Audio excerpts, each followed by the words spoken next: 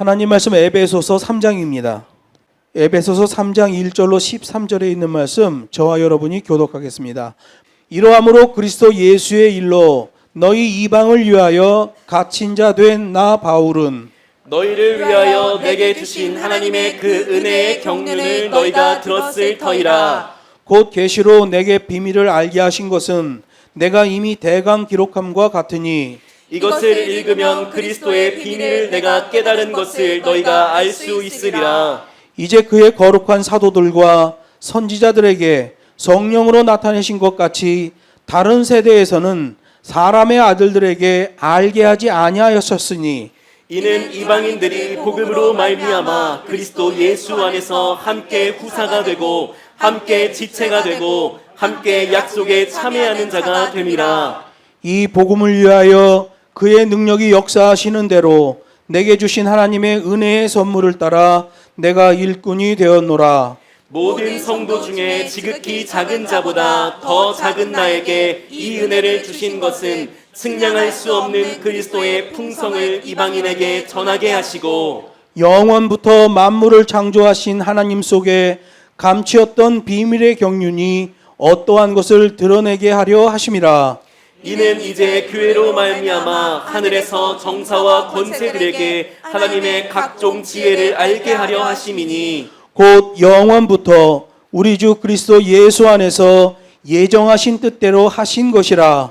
우리가 그 안에서 그를 믿음으로 말미암아 담대함과 하나님께 당당히 나아감을 얻느니라. 그러므로 너희에게 구하노니 너희를 위한 나의 여러 환난에 대하여 낙심치 말라. 이는 너희의 영광이니라. 아멘. 본문 말씀을 가지고 타인에게 복이 되는 사람이 됩시다라는 제목으로 하나님 말씀을 증거하겠습니다. 중국에서 살 때에는 지금 이맘때면 잠시 한국에 나가는 계절이에요. 그래서 교회가 반은 비고 단기반 애들이 와서 막 바글바글하고 이런 시절이에요. 여기 한국에 나와 있다 보니까 그런 게 좀 그리워지고 이런 것도 있어요. 한국에 나간다 그러면 이렇게 설레지고 말이에요. 기다려지고 빨리 달려가고 싶은 그런 마음이 있었잖아요. 제가 좋아하는 우리나라 동요 중에 이런 동요가 하나 있어요. 엄마가 섬 그늘에 굴 따러 가면 아기가 혼자 남아 집을 보다가 바다가 불러주는 자작 노래에 발베고 스르르 잠이 듭니다. 아기는 잠을 고니 자고 있지만 갈매기 울음소리 마음이 설레요. 다 못 찬 굴바구니 머리에 이고 엄마는 모래길을 달려옵니다. 여기 노래 1절을 보면 좀 슬픈 느낌이 들죠. 살짝 우울하고 아이 혼자 두고 나온 게 엄마의 마음에는 걱정이 되는 거예요. 그렇지만 2절에 가면 그런 우울함이 싹 가십니다. 2절에서는 아기가 아직 깨지도 않았는데 혹시 갈매기 소리에 아기가 깰까 하는 걱정하는 마음에 엄마는 아직 굴바구니가 덜 찼는데도 바닷가 모래길을 열심히 달려오는 거예요. 우리네 어머니들이 다 그런 분들이셨죠. 얼마 전에 어머니 납골당에 갔는데 이 노래가 생각이 나더라고요. 우리 어머니가 이런 마음으로 우리를 키우셨는데 이런 생각이 들더라고요. 갯벌 모래길을 달려오는 엄마의 모습, 아기와 함께하려는 엄마의 마음, 덜 찬 굴바구니. 성경은 하나님이 그런 분이라고 우리에게 말하는 거예요. 오늘 에베소서 3장을 보면 하나님이 그런 분이시라는 거예요. 아니 어머니보다 더한 분이시라는 거예요. 왜냐하면 독생에 하신 예수 그리스도를 우리에게 내어주시면서까지 하나님의 그 애틋한 사랑을 보여주고 있기 때문에 그래요. 우리를 인도하시고 우리와 동행하시고 우리와 함께 하시는 하나님이셔요. 심지어 간장종지 같은 우리 마음속에도 계시겠다고 하시는 분이 바로 우리 하나님이셔요. 파리에서 올림픽이 개막됐습니다. 벌써 금메달이 나오기 시작하고 이 큰 세계적인 행사가 열리고 있어요. 저는 그런 행사를 이렇게 보면서 야, 저 큰 행사를 준비하기 위해 얼마나 많은 사람들이 큰 노력을 기울였을까. 겉으로 드러나는 사람은 IOC 위원장 이런 사람이잖아요. 그런데 실제로 그 일을 만드는 사람들은 밑에서 보이지 않는 숨은 일꾼들에 의해서 그 일이 진행되는 거예요. 주님의 몸된 교회 하나가 세워지는 것도 그런 원리예요. 보이지 않는 곳에서 수고하는 숨어있는 일꾼들의 노력이 아주 큰 거죠. 교회는 목사가 앞에서 얼굴로 나서지만 실제로 교회를 세우는 것은 성도들이에요. 울창한 숲을 보면 마음이 좋지요. 야, 저 산 대단하다. 가까이 가서 보면 잡목들이에요. 굵직굵직한 몇 천만 원짜리 나무가 심겨져 있는 게 아니라 그냥 싸구려 잡목들이 잔뜩 있는데 멀리서 보면 울창한 숲이 되어 있는 걸 보게 돼요. 교회도 마찬가지예요. 하나님이 우리에게 말씀하시는 천국은 우리의 욕심과 이기적인 구원론을 따라서 생각되어지고 만들어지는 그런 천국이 아니에요. 마치 채전에 뿌린 겨자씨 한 알처럼 가루 서말에 반죽안에 넣은 누룩처럼 정말 사람들이 관심도 갖지 않는 미미한 것이지만 천국은 그것으로 이루어지는 거예요. 주님의 몸된 교회도 역시 그런 숨은 일꾼들에 의해서 이 땅에서 건강하게 세워지는 거죠. 사도 바울의 사역을 보더라도 마찬가지예요. 그가 움직이는 곳마다 헌신된 봉사가 진행되는 것을 보게 돼요. 사도 바울 사역에서 아주 독특한 특징 중에 하나가 뭐냐면 늘 하나님을 향한 감사가 먼저 선행되고 그 다음에 뭐가 진행된다는 거예요. 이 사도 바울 사역의 아주 장점 중에 장점이죠. 불평불만 늘어놓고 시작하는 게 아니라 투덜투덜대고 시작하는 게 아니라 어떠한 어려움, 어떠한 상황 속에서도 먼저 내가 주 예수께 감사하노니 감사를 선행시키고 그 사역을 진행한다는 거예요. 그래서 교회들에게 보냈던 사도 바울의 편지를 보면 그 어떤 상황에서도 감사를 잃지 않고 있는 믿음이 보이는 거예요. 이게 사도 바울의 신학이죠. 어떤 상황에서도 감사를 잃지 않는 믿음, 이게 사도 바울의 신학이에요. 지금 우리 기독교가 가지고 있는 신학은 사도 바울의 신학입니다. 사도 바울이 정립한 신학을 우리 기독교 신학으로 완성을 해놓은 거예요. 그래서 제가 가끔 예를 들지만 로마 교회에 어거스틴이 들어오게 되죠. 어거스틴이 들어오게 되는데 325년경에 들어오게 되는데 이 사람은 극악한 신비주의 만이교 교주였습니다. 이 사람이 갈아타는 거죠. 공부도 많이 했죠. 금문수저죠. 책도 잘 쓰죠. 대단한 거예요. 그 시대에. 어거스틴이 기독교로 딱 개종하고 뭘 얘기했는 줄 아세요? 로마에서 그 유명한 시세로주의를 앞세웠습니다. 시세로주의가 뭐냐면 유명한 사람의 말을 빌어다가 자기의 의견을 표출하는 것으로 쓰는 거예요. 우리나라는 이런 거 있죠. 공자 가라사대. 그 앞에다 뭘 붙여요? 공자 가라사대. 유교의 거두 공자의 이름을 갖다 세우고 자기의 의견을 거기다 붙이는 거죠. 그러면 그 당시의 사람들은 공자님이 그런 말씀하셨어? 그리고 그 뒤에 그 사람의 주장을 집어넣으니까 아, 그럼 그 말 들어야겠군. 이게 서양에서 나온 시세로주의예요. 로마에 있던 유명한 웅변가 시세로라는 사람이 그 시세로주의를 만들어낸 거예요. 그래서 공부 좀 하고 돈 좀 있고 상류층이라는 사람들이 전부 시세로주의의 어법을 사용한 거죠. 어거스틴이 교회 안으로 들어올 때 이 시세로주의를 표방합니다. 나 어거스틴은 사도 바울의 신학을 계승합니다. 이렇게 얘기했어요. 시세로주의가 로마에서 나왔어요. 로마 사람들이 요즘 말로 하면 껍벅 죽었죠. 금수저가, 괴악한 신비주의자가 기독교 안으로 들어와서 나는 사도 바울의 신학을 계승합니다 라고 외치니 다 깜빡 죽었죠.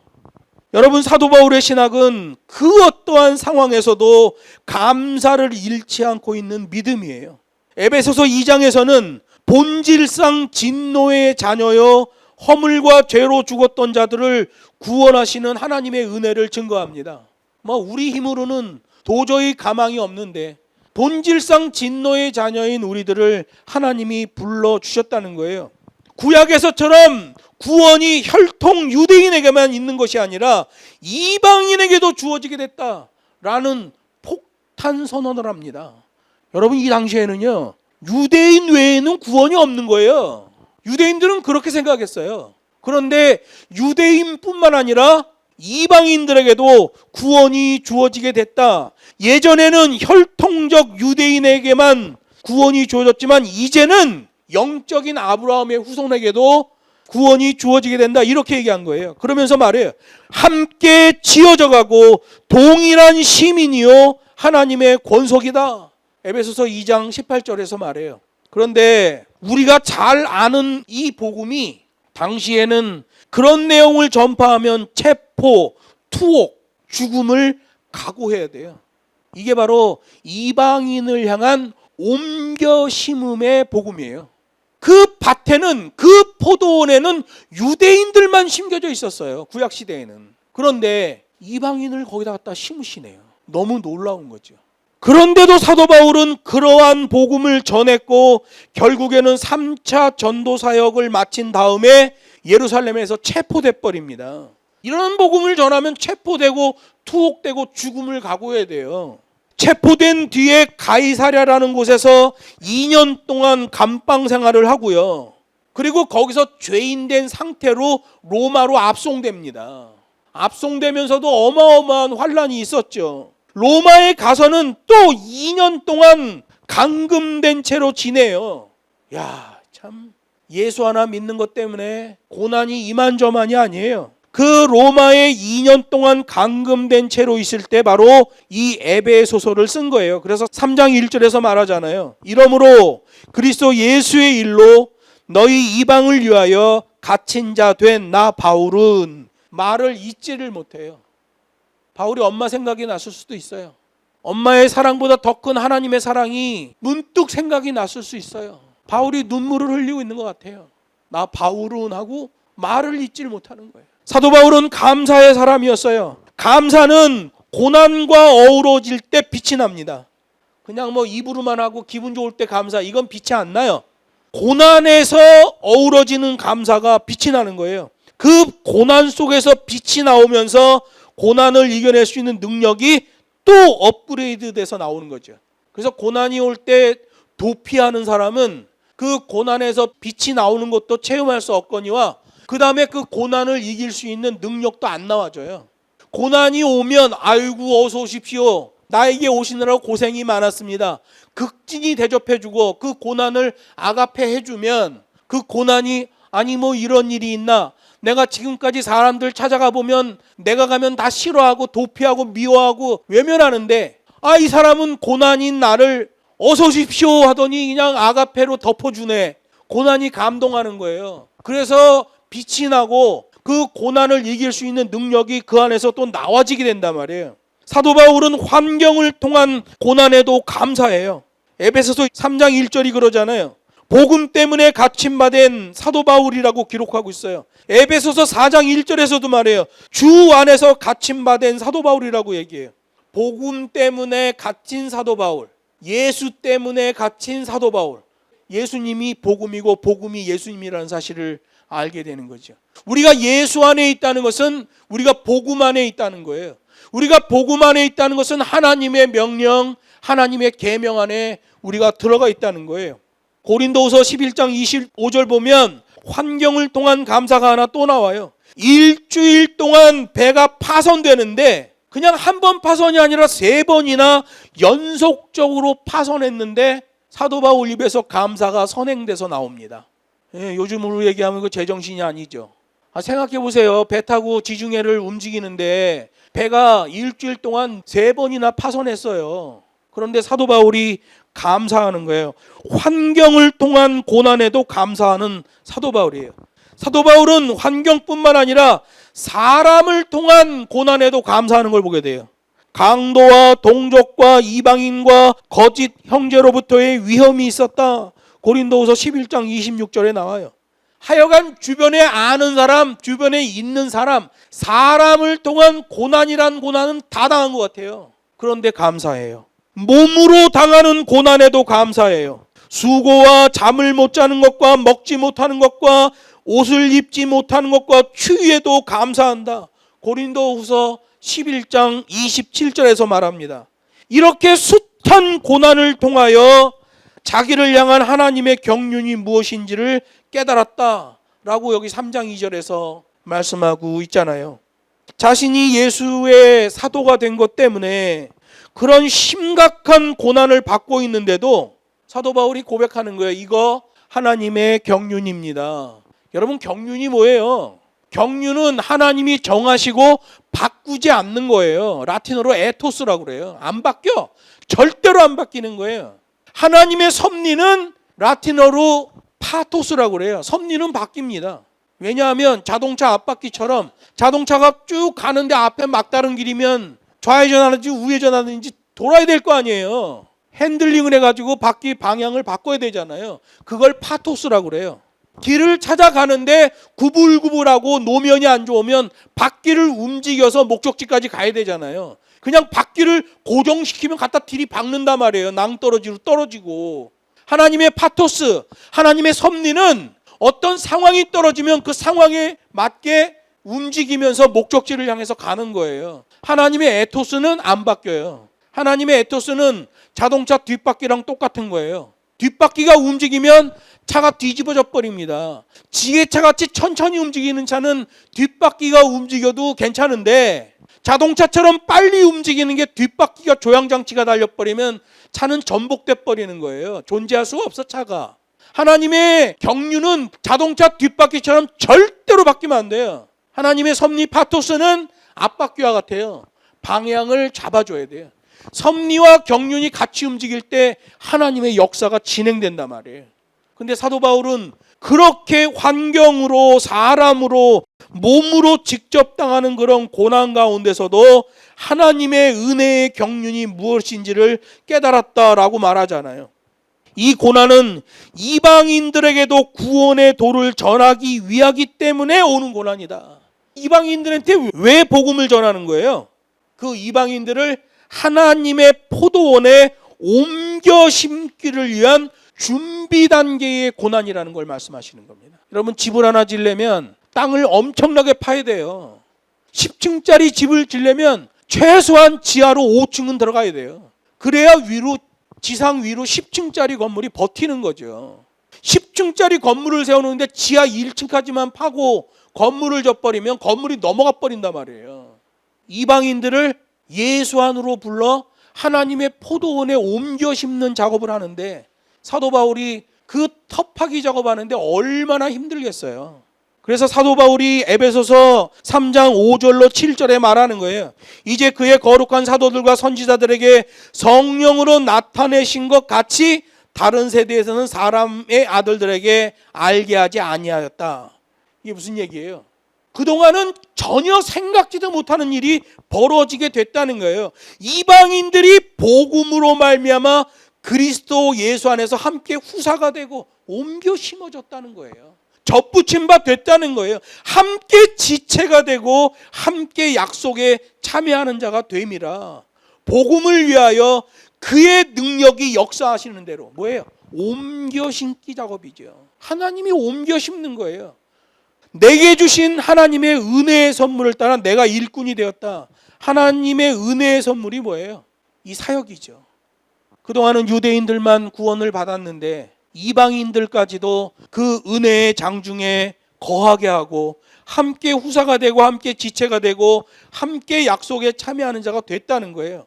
사도 바울이 이 진리를 깨닫는 것도 사람의 힘으로 된 게 아니잖아요. 사도 바울이 고백하잖아요. 이거 하나님이 나를 알게 하셨다. 하나님의 경륜을 통해서 이걸 알게 하셨다. 딱 정해져 있다는 거죠. 사도 바울은 이 일을 위해서 태어나게 됐다는 거예요. 그 극한의 고난을 극복할 수 있었던 능력은 이방인들로 하여금 후사가 되고 지체가 되게 하시려는 하나님의 일하심 때문이라는 거예요. 이게 사도 바울이 발견한 하나님의 경륜입니다. 하나님이 이방인들을 옮겨 심으려고 사도 바울을 텃파기 작업을 시켰다는 거예요. 하나님의 일하심, 접붙임 바 되게 하는 거죠. 성도들에게 주시는 고난과 고통은 결국 하나님에게 초점을 맞추도록 하시려는 하나님의 은혜예요. 여러분, 우리가 이 세상에 살면서 보면 얼마나 많은 고난을 당합니까? 환경의 고난, 사람으로 인한 고난, 내 몸으로 직접 당하는 고난, 물질적 고난, 얼마나 많아요. 하나님의 은혜가 나에게 주어지는 것은 누군가에게 그 은혜가 전달되어야 되기 때문이에요. 사도 바울도 말씀하잖아요. 하나님이 나를 쓰시려고 이 고난을 주셨다. 우리 한 사람 한 사람이 자기에게 어떤 고난이 오면 하나님이 뭔가 이 일을 통해서 나를 쓰시려고, 어떤 특정한 사람을 위하여 나를 쓰시려고 이러한 고난을 당하게 하신 것이다 라고 받아내야 돼요. 그러므로 하나님의 은혜를 받았으면 그것을 잘 활용해서 하나님의 인도를 받아가야 돼요. 하나님의 은혜를 받았다고는 하는데 자기 기분 좋은 것 수준에서 끝나거나 제 소견에 옳은 대로 행하는 건 하나님이 원하시는 바가 아니에요. 하나님의 은혜를 받은 자는 분명한 사명관을 가져야 된다. 이게 오늘 에베소서 3장에서 사도 바울이 고백하는 바예요. 이런 사명관의 특징은 그 방향성이 사명을 부여한 분으로부터 나와줘야 된다는 거예요. 우리가 하나님을 믿고 예수 그리스도의 복음을 생명의 복음으로 받아들여요. 성령께서 우리를 인도하셔요. 그리고 방향을 주셔요. 그 방향으로 가는 거예요. 근데 가다 보면 안 돼. 가끔 가다 보면 내 마음대로 하고 내 성정대로 움직일 때가 있어요. 그럼 또 하나님께 구하는 거죠. 주님, 저는 죄인입니다. 하나님, 저는 부족합니다. 그래서 성령께서 와 계신 거 아니겠어요? 간장종지 같은 우리 마음속에 성령이 그래서 와 계신 거예요. 여러분, 사도 바울이 그랬잖아요. 사람의 기준으로 볼 때는 망한 것 같이 보이는데 정작 사도 바울 자신에게는 감사와 기쁨이 충만하잖아요. 고난이 있지만 이 고난을 통하여 하나님이 나를 그 옮겨 심기 작업에 사용하신다라는 믿음이 있었던 거죠. 그래서 사도 바울은 그렇게 고난과 역경 속에서도 하나님의 은혜의 경륜을 체험하고 에베소서 3장 7절을 고백하잖아요. 나는 복음을 위해 사는 인생이 되어졌습니다. 나는 능력이 있는 인생이 되어졌고 그 모든 것이 하나님의 은혜의 선물입니다. 이렇게 고백하잖아요. 지금 감옥에 있어요. 그런데 자신이 복음을 위해 사는 인생이요, 능력 있는 인생이 됐고 그 모든 것이 하나님의 은혜의 선물이라고 고백하는 거예요. 그렇게 고백한 후에 비로소 하나님의 일꾼으로서 그 사명을 기쁨으로 감당하게 되었다고 증거하고 있는 거예요. 성령의 인도하심은 그거거든요. 하나님이 기뻐하시는 행위는 그런 거예요. 벌어서 남 주고 배워서 남 주는 것. 사도 바울이 그거 고백하는 거예요. 이런 고난, 환경, 사람, 내 몸에 오는 고난이 어마어마한데 심지어 이 일주일 동안 배가 3번이나 파손했는데 이거 하나님이 나로 하여금 하나님의 귀한 일을 하게 하시려는 밑그림 작업이었다 라고 감사로 담아내버리는 걸 보게 되는 거예요. 이런 정확한 방향성의 고백을 하는 사도 바울을 통해서 하나님이 교회를 세우시잖아요. 그게 에베소서 3장 10절 말씀이에요. 이제 교회로 말미암아 하늘에서 정사와 권세들에게 하나님의 각종 지혜를 알게 하려 하심이니, 이게 예배학에서 나오는 설교학입니다. 교회로 말미암아 하늘에서 정사와 권세들에게, 하늘에 있는 천사들에게 하나님의 각종 지혜, 인간을 어떻게 구원하시고 어떻게 이 땅 위에서 하나님의 백성으로 인도하시는지를 천사들에게 알게 하신다는 거예요. 여러분, 구원론은 형이상학이 아닙니다. 구원받은 자의 자세, 구원받은 자의 행위는 삶에서 프로세싱으로 나와요. 금방 알아. 그 사람이 어떤 일을 결정하고 하는 걸 보면 이야, 이 사람은 구원의 백성이구나. 금방 알 수 있어요. 왜? 방향성 때문에 그렇습니다. 세상 기준에서 보면 고난당하면 손해보면 좋지 않은 일이잖아요. 그런데 성경으로 보고 하나님 쪽에서 보면 그게 일꾼의 자세인 거예요. 벌어서 남 주고 배워서 남 주자. 그러므로 복음 사역 후에는 반드시 건강한 교회가 생겨나야 되고 복음 때문에 고난받는 교회가 되어져야 돼요. 건강한 복음 사역을 통해서 교회가 세워지고 그 세워진 교회는 복음 때문에 고난이 나타나야 돼요. 그러면 그 진짜 교회예요. 교회가 세워졌는데 맨날 이벤트나 하고 기분 좋고 헬렐레 하고 있다. 그건 잘못 세워진 교회입니다. 그건. 그래서 요한계시록을 보면 소아시아에 있는 7교회 중에 5, 6교회가 다 책망 가운데 있는 것을 보게 되는 거예요. 여러분, 교회는 고난으로 세워지고요. 그게 건강한 교회고, 고난을 통하여 복음 때문에 더 순수해지는 교회가 되는 거예요. 주님의 몸된 교회는 예수님이 이 땅에 남기신 고난을 제 몸에 담아내는 교회이기 때문에 그래요. 골로새서 1장 24절 그래요. 내가 이제 너희를 위하여 받는 괴로움을 기뻐하고, 기뻐하는 이유를 말하는 거예요. 그리스도의 남은 고난을 그의 몸된 교회를 위하여 내 육체에 채우노라, 이렇게 고백해요. 사도 바울은 알았던 거죠. 이 땅에서의 사역은 고난의 사역이라는 걸 알게 된 거예요. 사도 바울은 알았던 거죠. 교회는 고난의 복음을 가지고 있어야 진짜 교회라는 사실을 알게 된 거예요. 하나님의 일은 예수 안에서만 성취되어지기 때문에 예수님에게 초점이 맞춰지면 복음적 결과가 나와지는 거예요. 오늘 본문을 봐도 오직 하나님께만 초점이 맞추어진 사도 바울을 볼 수 있어요. 하나님께 초점이 맞추어져 있어야 고난을 감사로 고백할 수 있는 사람이 되는 거예요.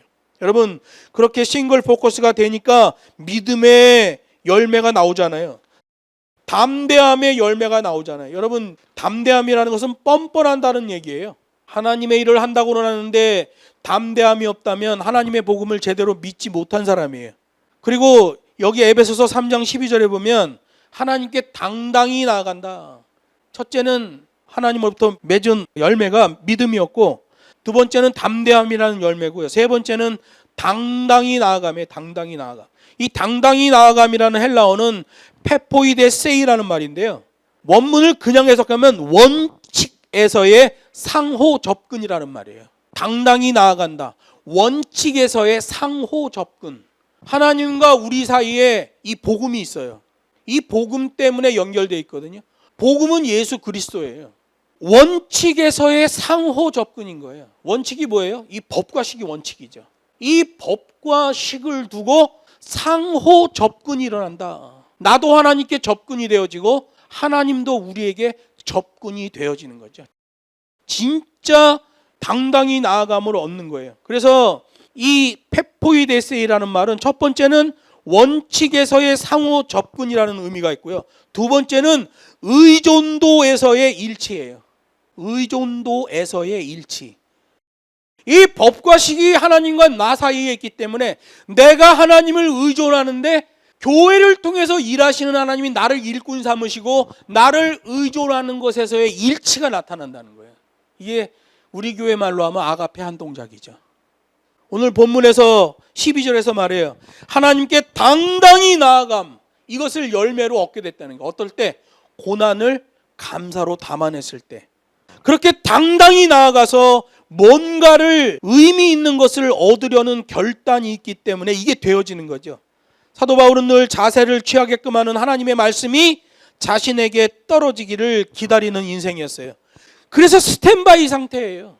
여기서 당당히 나아간다는 것은 이미 스탠바이가 끝났다. 준비가 끝난 거예요. 하나님이 시작하면 바로 튀어나가는 거죠. 하나님의 신호와 내 동작이 일치하고 있는 거예요. 하나님으로부터의 상황이 떨어졌는데 결단을 못 내려서 머뭇거리고 있다면 타이밍을 놓치고 곤란한 인생이 돼버리는 거예요. 정확한 타이밍 속에서 준비된 만큼 사용되고 열정만큼 사용되는 거예요. 우리 하나님과의 일치는 그런 겁니다.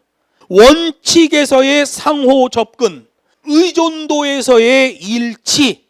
그래서 우리는 항상 스탠바이 상태가 되어 있어야 돼요. 사도 바울은 감사 때문에 타인에게 복이 되는 사람으로 자리매김하고 있잖아요. 믿음 안에서의 교통은 아름다운 거예요.